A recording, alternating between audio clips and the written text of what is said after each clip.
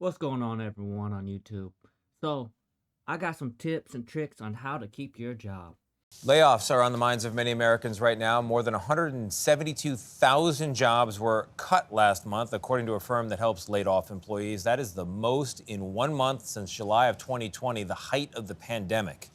LinkedIn. Now, with all the major layoffs going on right now, I better tell y'all some tips and tricks on how to keep your jobs. Now, not everyone likes their job, not everyone cares for the jobs, but at the end of the day, you might want to keep your jobs if you want to pay your bills. So, I have some essential tips and tricks.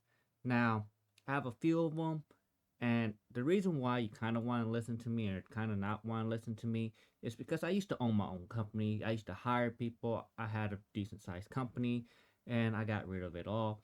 But doesn't mean I don't know some ideas how to keep employees or how to employees want to be kept and get fired. So, there's been plenty of articles, and comment down below if you have any tips and tricks to keep your job. Now, these articles are showing more and more people doing mass layoffs, and it makes people concerned. And I've been getting asked this question from online people and from friends and coworkers. I'm scared to lose my job. How to keep your job.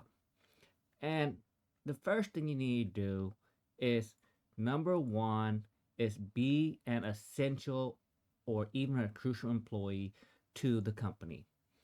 And how do you do that? Becoming a standout employee requires more than just completing tasks. It involves embodying certain qualities that contribute to organizational success and personal growth. You take responsibilities even when you're not asked to. Position yourself as the employee your organization cannot live without. Now, every employee is dispendable at the end of the day. But you want to be that employee that does enough work or efficiently that you take on 2 people's worth of work. Now, it doesn't mean you spend hours and hours on working. It just means you're efficient at work. Now, the reason why I say efficient is because there's slow workers and people who are able to work efficiently and work as like they're 2 people or even 3 people. And we all know those type of employees. And some people call them like brown nosers. Some people call them, suck ups. But at the end of the day, you want to be the employee that takes on responsibility and be a crucial part of the company. Because if you're a crucial part, that means, hey, they can't really lay you off without a major repercussion in their labor force. Now, number two is get along with your coworkers. Because at the end of the day, if you're liked at work or How to deal with a coworker who's trying to get you fired. Do you have a coworker who is making your work life difficult? Are they trying to get you fired? This person is really getting on your nerves. They keep making mistakes that are costing the company money.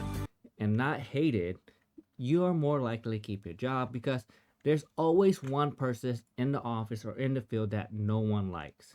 And that person is more likely to get laid off because it is kind of common sense or kind of common knowledge who everyone hates in the office. And when they're downsizing or doing anything like that or restructuring and getting rid of people, those are the people they get rid of first. And it's just one of those things that when they restructure, management be like, okay, who can we get rid of? What will help us in our next environment?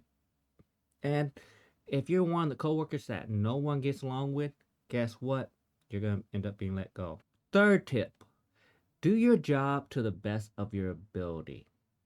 The reason why I say best of your ability, you might not be the best person at your job, but if they see that you're trying every day and correcting your work, they're going to keep you just because they know that you're a hard worker, and that does show off. There are people who does the bare minimum, and everyone can tell that they're doing the bare minimum. And those are the people that kind of let go just because they don't want that person that does the bare minimum because they are the first one to throw work to other people and stress everyone out. Now, number four, Be punctual and maintain a good attendance record.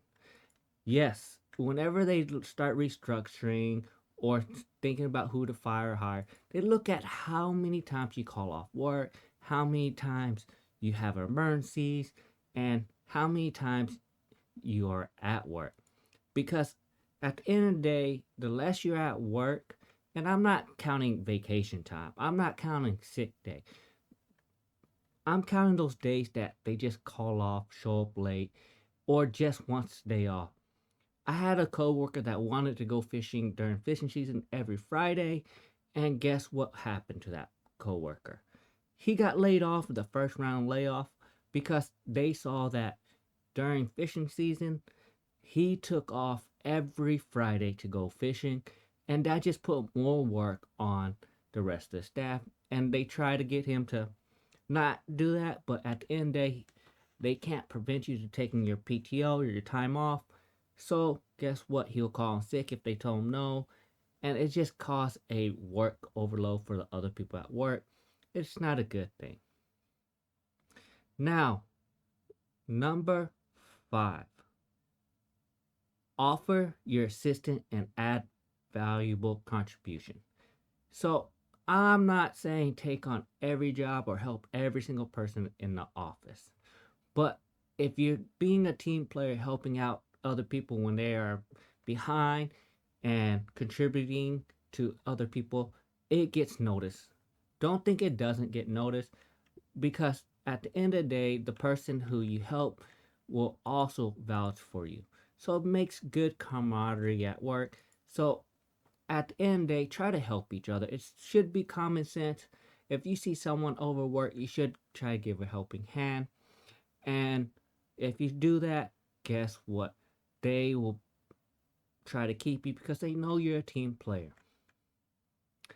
Number is talk to your supervisor about a new opportunity at the workplace. The reason why this is important, because they know that you're trying to stay at the company, you're trying to be a company man, a corporate person, and you're loyal to the company. This shows loyalty to the company. Now, and you're trying to improve the workplace. And whenever you go into your interview, you just tell them, I really love this job, and I just want to make this company better and make more money because it has been doing great things for me. And the great thing is they paying your bills or giving you money to pay your bills. Now, number 7, remember what you love about your job.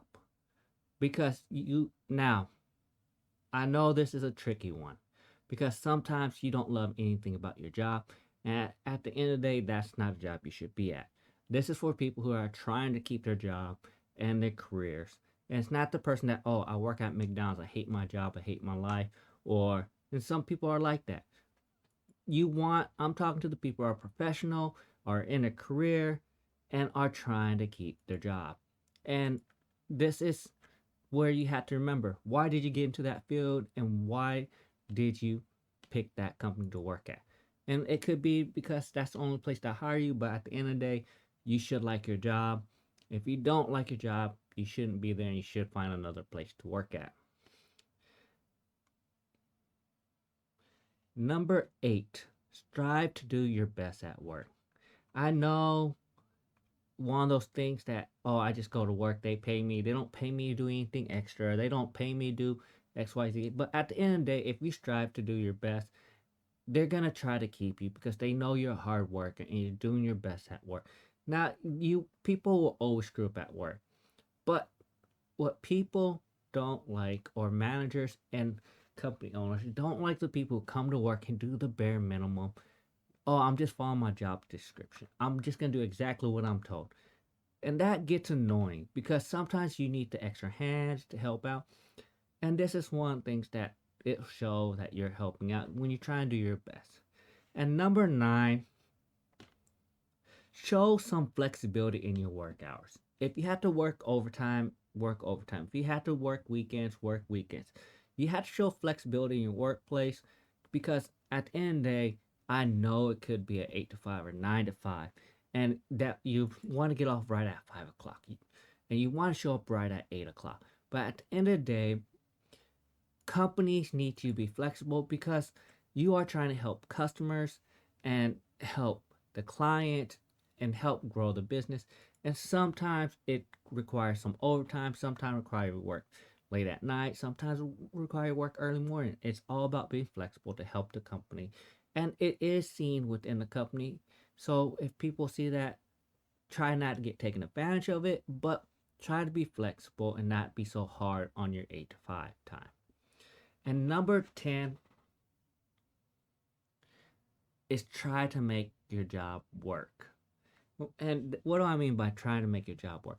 Try to do your best to make your job work with your life so you can have a good life balance. Because at the end of the day, if you have 8 to 5 or 9 to 5 or it's flexible, try to work your life around it and not the other way around. Because some people try to work their life or have their life work around their work. But at the end of the day, if you need to pay bills and you're not fired and you're not retired, you kind of have to work to survive. So unless you're retired or something, you kind of have to make work for you and schedule your life around it. And it's sad to say, but at the end of the day, you have to try to be flexible with your work and try to get things done. Those are my 10 tips on how to keep your job. I know it's not glamorous or anything like that, but some people need to hear this just because they're worried about their job. And at the end of the day, these are my tips for how to keep a job and how to maintain a healthy environment for your job. Like and subscribe to my video.